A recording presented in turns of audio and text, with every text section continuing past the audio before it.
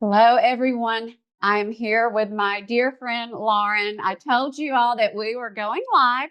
Guys, this is a very special friend. She's part of our small group, but you all probably already know and love her, especially if you're football fans. She is an ESPN reporter since 2016 was my very first college football game. And she does it well. She does the sideline shimmy. She's gone viral for her sideline antics. But we are here to talk about her new book. You probably caught her. She was on Good Morning America last week. And she's just been all over talking about Shatterproof. Lauren, for those who have not heard about your book, can you give us a snapshot of what this entails? This is a life work. I mean, you have given birth to this. Given birth. It is given birth. A labor of love. A labor of love. First of all, where did you get the title Shatterproof?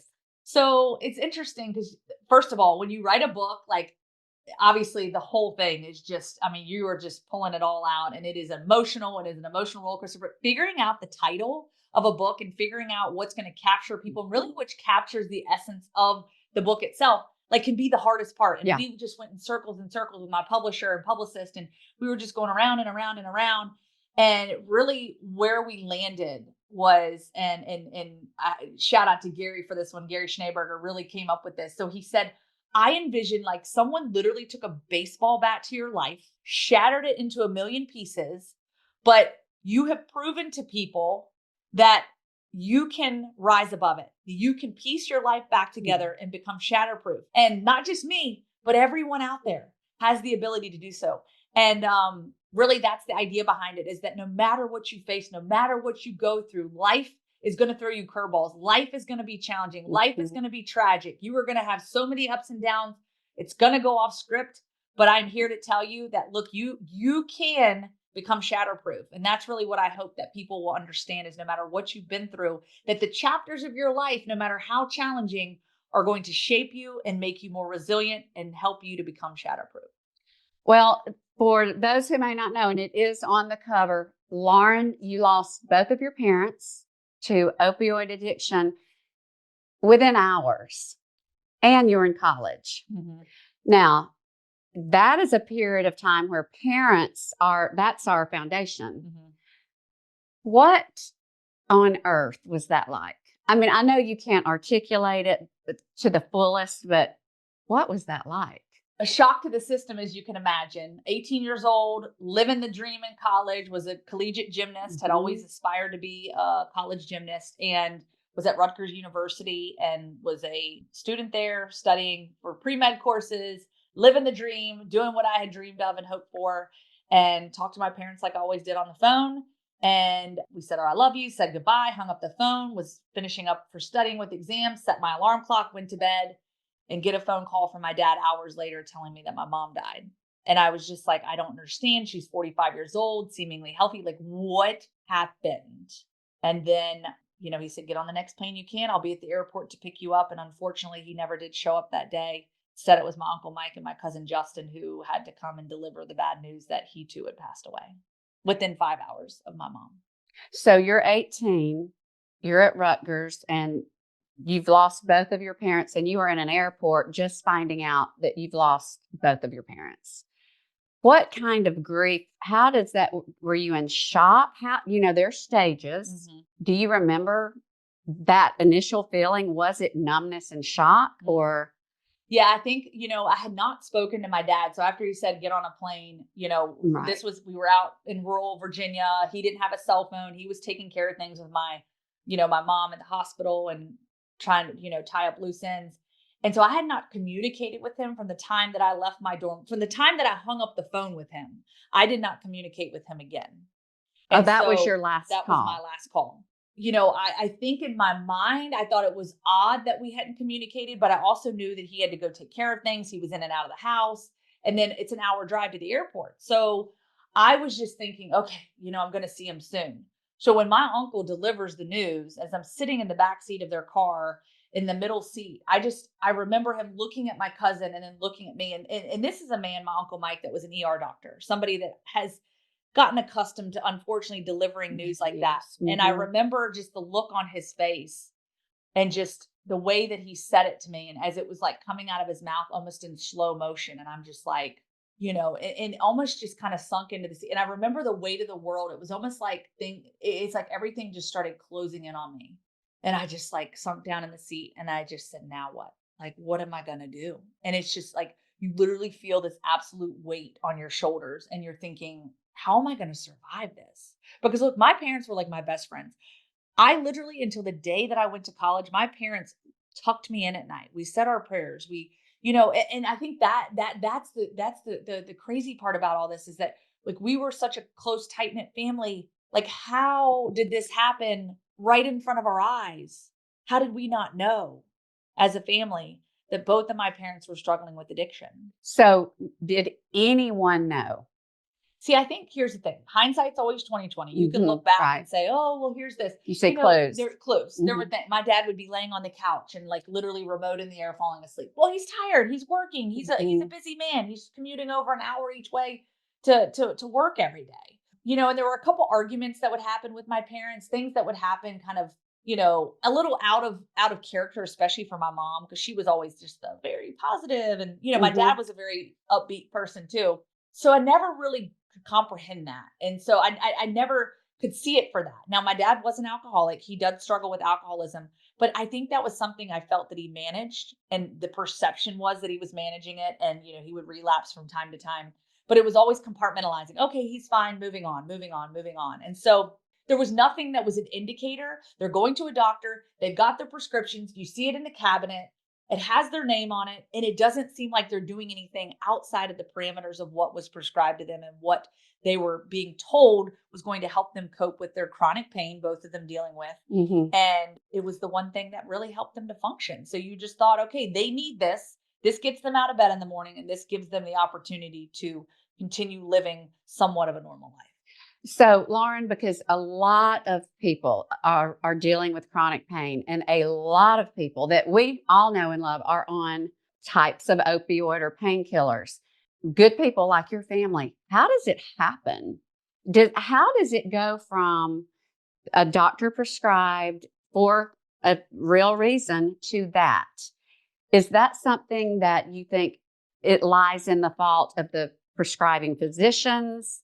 That would be my inclination to say, why was that not managed? Who let that get out of control? Well, and I think that was the big question mark, literally for the last 21 years. So it's been 21 years since my parents passed away, March 24th of 2003. And I think that was always a huge question mark for us as a family. Like, what happened? Like, how did we get down this pathway? How did they go down this road? Who's at fault? Because you do want to know the why and the how and the who and what led down this path.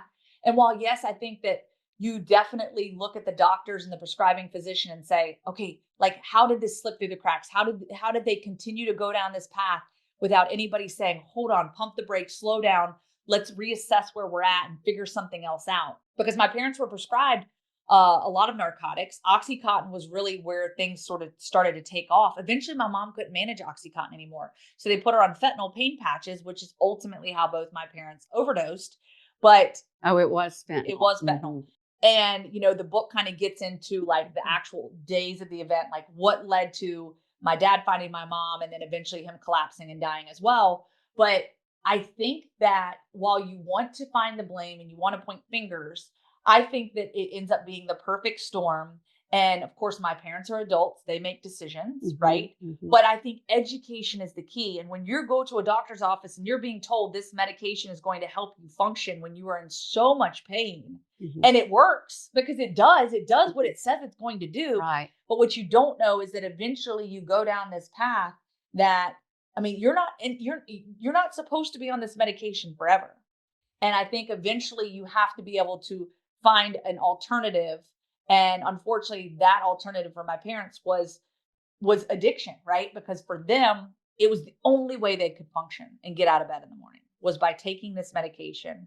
And so, I think that's where I would say, if I could go back in time, number one, be more educated and understanding addiction, what can cause it, that it's a disease, that it's an illness. And yes, while my parents made certain choices, that, led to their overdose, something inside of them literally had a grip on them to where they were losing control of everything in their life. And that was not just, that was obviously their health and their well-being, but also the finances and, stroking $10 checks to keep the power on, everything was just spiraling out of control.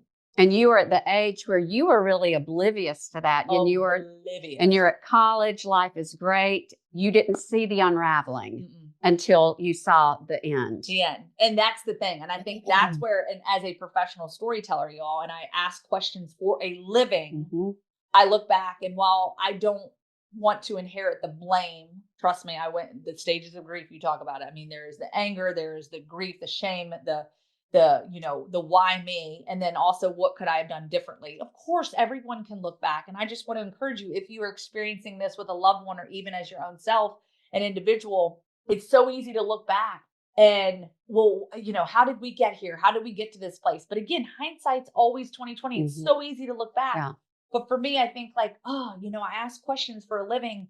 Why didn't I ask more questions back then? Right? Because I wasn't privy to it. And my parents were so good at hiding this from my family, so good at hiding the reality that they were literally drowning in this addiction. The finances were completely out of control. It was total chaos and turmoil. Yet on the outside, they had it all pieced together. So I would just encourage you, it is okay to ask for help. And I just wish that my parents would have had the courage and the bravery to step up and say, hey, we are struggling. We are hurting. We are in a lot of pain. We need help. Lauren, when you walked through this and after you came to grips with the fact that your parents were gone, you then started at some point on a personal healing journey. You have become very successful. And not only are you successful in your occupation, you speak around the United States on addiction. You're taking your pain and you're educating and empowering others. Where did you get that drive to not only just grow to your fullest potential, but to reaching out and helping or trying to help prevent this in the lives of others? Have you always had that grit, that desire to just exceed every expectation?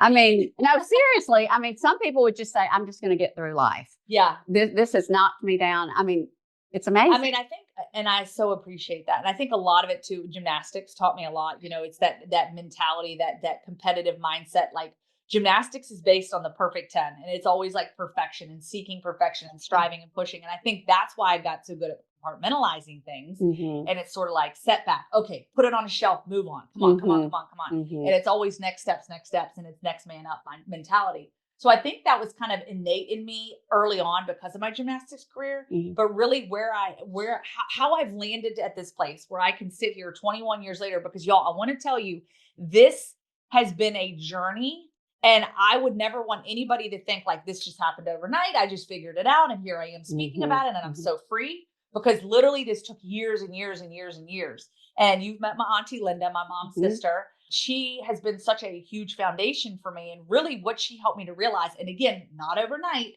but helped me to break the walls down brick by brick, and helping me to understand that my parents aren't defined by how they died, but by how they lived their lives. And now I can carry their legacy on. And so instead of running from it, because she would try to share their story lovingly, and I would just fist a cuff, so angry and hurt. You're destroying their legacy. You're lying. Like, you're attacking them. I would just come up with all this stuff. And in reality, she's telling the truth in a loving way, but she's trying to help me to see it for what it is. And I just could not accept that at all for many years. And finally, once she started to get through to me, is when piece by piece, I started having more courage, more strength, and saying, you know what? Maybe this isn't so bad. And when I tell y'all, I literally see these chains, these shackles of shame just bursting off of my wrist, because I was shackled to that shame for so many years. But when I finally started talking about it, and maybe it's just with a friend, in a group, in a small group, just a small setting, and eventually having more courage to share it, you start to see, number one, the judgment that you think you're going to get is not there. Number two, everyone's going through it. Someone that is struggling with addiction. And if it's not addiction, it's something else that is shameful, that is pulling them, that is weighing them down. And I feel like when you have the courage and strength to speak up and use your voice, Mhm. right? Then you have this opportunity to almost give someone permission to say, hey, it's okay. You have a story and now you can share yours too. And I think that to me is so exonerating and has provided so much freedom. And so little by little, it's given me the opportunity to step up because I am a sports reporter. I tell Mhm. stories. I see the impact that these stories have on people. Now it's my turn to step up and own my story. And my mantra is fall in love with your story. So I just want to encourage people to fall in love with their story every single chapter because I truly believe that is what shapes us into who we are today, the good chapters and the ugly ones. Well, and Lauren, anyone not following Lauren, definitely follow her Instagram because when you're not on the field, you're in front of an audience typically, educating and empowering people. What are some of the organizations that or the places that you frequent that you're pouring into people that are sitting there thinking, I need help, but I don't know where to go? Yeah, there's a lot of organizations out there. One that I've gotten really involved with here in Birmingham is the Addiction Prevention Coalition. We go out and do a lot of prevention work in educating, and it's really a community effort. So we're in the school systems as well as in the community, educating people on the dangers of addiction and how this stuff can manifest, but then also providing hope and recovery. Another group is Focus. Actually, I'm speaking at an event there, the Focus Rally, which brings in hundreds of students from around the state, and just having these conversations, Mhm. tough conversations, whether it's addiction, suicide, mental health, all the things that literally can consume us, and we want to get ahead of it before we can. And then another organization that I've worked closely with is Partnership to End Addiction. They're a national organization and so many resources. All of these entities, just to name a few, have so many resources. You Google search, you lock them in, and there is a whole toolbox for people to say, okay, this is what I'm dealing with. You go into a certain direction, and then you have a phone call, you have a consultation. It's not one size fits all, right? It's finding what avenue, what resource works for you, and then getting the help that you need, whether that is an outpatient treatment program, inpatient treatment program. There's so many different things people Mhm. can do, or maybe it's just a need for counseling and starting that conversation. Everyone's got to start somewhere, right? You got to put one foot in front of the other, and it starts somewhere. And if you have the courage, whether it's you or a loved one, to literally get on the computer, type in one of these organizations, the Addiction Prevention Coalition, like I said, Focus, Partnership to End Addiction, any of these, it will guide you down a pathway that will ultimately lead you to those doors that will open up, that can get you the help you need. Because I know people need to hear this. There is hope, right? And so unfortunately, my parents' story ended in tragedy, but I want to use that to help people to recognize that there is hope and people can get the help they need and enter into recovery and find freedom from whatever it is they're dealing with. And all of the places that she mentioned, this will go out as a podcast and on YouTube on Friday. All of those will be linked, all of the ways to get in touch with Lauren, but you share all of your events and your speaking on your Instagram, correct? Yes, I'm all over the place. And you have a website. I have a website. I know. I have a Yes. website, loud, proud, and bold website with all my fancy colors on it. No, I love, just lots of updates there, newsletters. You can sign up for my newsletter, kind of give you the where I'm at and what I'm doing, but really just pour into you. And if you got questions, I'd love to connect with you. Like my DMs are wide open. Send me an email. Hey, I'm dealing with this, or I'm going through this, or I just want to share my story, because it just takes you sharing it one time to give you the courage and strength to continue sharing it, and to opening up and saying, hey, like, we're in this together. And again, I want to meet you where you're at. Fall in love with your story, because I truly think that while my parents were here, they didn't have the opportunity to love their story because they were so ashamed of it. And I truly believe now they're here with us and they fully love their story. And Lauren, if they could see you now, what on earth what do you think they would, I mean, who is your biggest cheerleader? Usually it's the dad Well, I was definitely a daddy's girl. Yeah. I mean, he was the one though I knew how to like. You knew how to. If I want a yes, Yeah. go to dad. Yeah. And then he'd be like, "Well, ask your mom," and then I'd be like, "Well, why don't you ask her? Because maybe I'll get a yes." Yeah. I was a daddy's girl, but then mom, she was just so ingrained in the sport of gymnastics. I mean, she was my person, right? My biggest cheerleader in the sport of gymnastics. My dad showed up to all the meets. He had no idea what I was doing. He just cheered, was the loudest cheering. Yeah. But my mom knew every little thing. thing. And really they both, and that's what I have to say. Like, I'm so blessed that I had that family dynamic and a very loving home. Was it perfect? No. Were there a lot of issues? Absolutely. Are there things that as I'm raising now, Mason, who's 15 months old, things that I take from my parents and say, yes, like I want to raise my son and take these qualities and some of these things and lessons I learned from my parents. But there's also things that I recognize that I want to do differently. And that's okay as parents. Like, you learn, and not everything you do in your life and everything that all the traditions and all the ways of raising your children, right? It can be different. And I'm starting to learn that now as a mother myself, of how maybe I want to do things a little differently and maybe be a little bit more open and vulnerable with my son when my parents weren't that way with my brother and I, because I'm hopeful that we can raise him up and raise him up to be open and to be honest and to share his feelings, and ultimately guide him down a path where maybe he doesn't end up, in a similar situation that, we often see from people when they've got addiction in their family. Well, one of the things that I have seen is that you have taken grief and you've grown through it. And I think you've already alluded to this. You're still in a process of, you'll grieve. We grieve things we lose our whole entire life.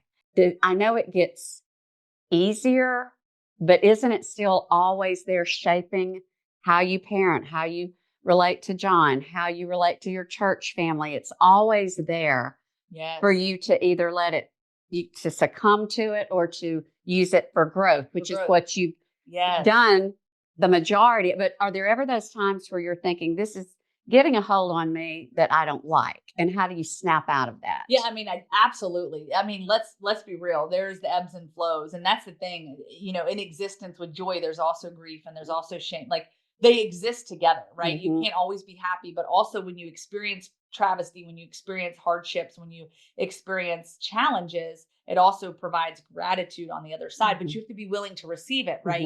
And it's so easy to kind of sit there. And so I really have to ground myself a lot of times in that and realize, okay, put your feet on the ground, because there are times where you're just like, why is this happening? Like, I've worked so hard for this one thing and, poof, like it just, everything goes off the rails, right? Because again, life ain't ever going to be as scripted. And that's what I've realized, because in the world of TV, like, we try to script everything and then, oh, by the way, it goes off the rails. So you got to get really good at going off script. And that's something that I feel like I've worked towards. And I will say, in this book, I never realized, y'all, my parents have been gone for 21 years. And like you said, things, does it get easier? No, but you learn to live life without that person, or you learn to push through that grief, and they're still there, but you learn to do life differently. And I will say this, I didn't realize that I could love my parents any more than I did when they were here. In the 21 years, my love for them has grown so exponentially. And I think, number one, it is keeping their legacy alive, but it's also digging in deeper and understanding what ultimately happened to them, but using their story to benefit and to help other people and to inspire and encourage other people. And the love that I feel for them just continues to grow. And so I would encourage you that if you have lost someone, or you are grieving the loss of someone, or maybe grieving someone that is actively walking through addiction right now, just know, like, there is a place in your heart for love, and that love can continue to grow even in their absence. And I think that is what, when I get up in the morning and I kiss my son's forehead, Mason, and, kiss my husband goodbye before he heads off to work, I think, wow, like, what a blessing this is. But also recognizing too, like, it's taken a lot of work, a lot of tears, a lot of chapters, a lot of things that have got me to where I am. But knowing, that we're all going to walk through challenges, but it's how you get back up, right? It's not about what knocks you down. It's how you're able to get back up and to continue finding that resilience. And every time you get knocked down, it gets just a little bit easier to get back up. It gets a little easier to operate in the challenges and the hardships that we're all going to face in life. Guys, as you can tell, she's a great role model for all of us. Teenagers, college kids, you are such a positive role model. The Lord has given you a beautiful platform and you deserve it. Get the book. We will link to this as well. And Lauren, is there anything else that you would like to say to anyone who maybe they don't feel like they're shatterproof? They feel like there's no hope and they don't really want to pick up the phone because they don't think it'll do any good. But what word do you have for them? I mentioned the fall in love with your story. And I think that sometimes we get caught up thinking, why me? Like, why is my story worth it? Why am I worth it? Why is my voice worth it? Why do I need to be heard? Why do I need to be seen? And I think that we all can operate in that sort of that imposter syndrome and not thinking we are valuable. And I think everyone deserves a chance to have a good quality of life. Everyone deserves the opportunity to be happy and find joy and find purpose. And I want to come back to that with the joy and purpose. And where do you find that? You talk about faith. And I think that was such a big part for me, being rooted in that, because growing up with my family, not a day, like I said, went by. My parents would tuck me in at night. We would say our prayers. And even when things got challenging at times and when finances would get a little in disarray, which again, I didn't know the depths of it, I always felt like we would lean into God and just trust that he was going to help pull us through it. And somehow, some way, we always found ourselves on the other side of that. But the saying that was always big in my household, and one that I always leaned into, the footprints in the sand. Love the poem. Yeah. Do you have it on your wall? Had it on my wall, literally hung it in my dorm room. I remember plastering it to the wall, and I had those little Hallmark cards. Yes. And like in the baseball sleeve. And I remember just reading through those, and especially when things would get challenging and just something, when I would go to bed at night and before gymnastics meets, I would read through those. And I think about it was then that I carried you, right? And I just see how God has worked in so many ways. Because when I was angry and I was upset that, why in the dark, like, why would this happen? Like, we're a good family. Like, how could you do this to us, God? Like, I don't understand.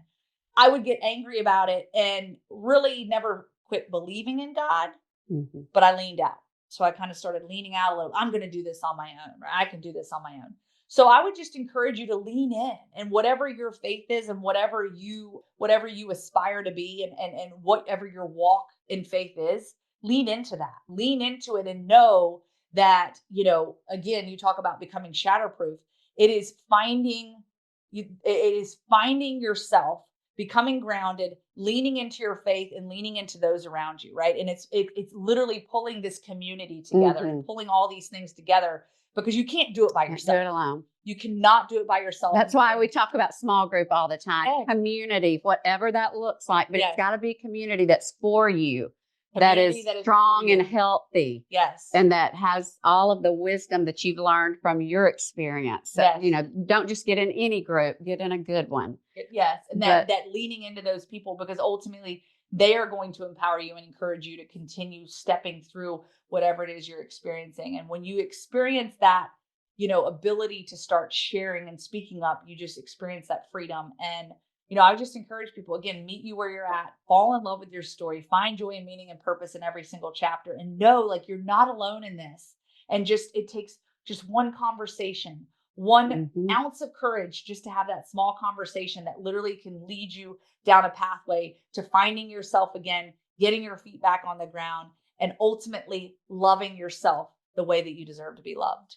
Oh, goodness. Guys, this is get the book. Come see Lauren tonight. Follow her on Instagram. Lauren, I could talk to you forever, as you know, but Lauren, thank you. Couldn't love you more. Thank you. Love you. And thank y'all. Thank y'all. Appreciate you. Y'all have a great rest of your day.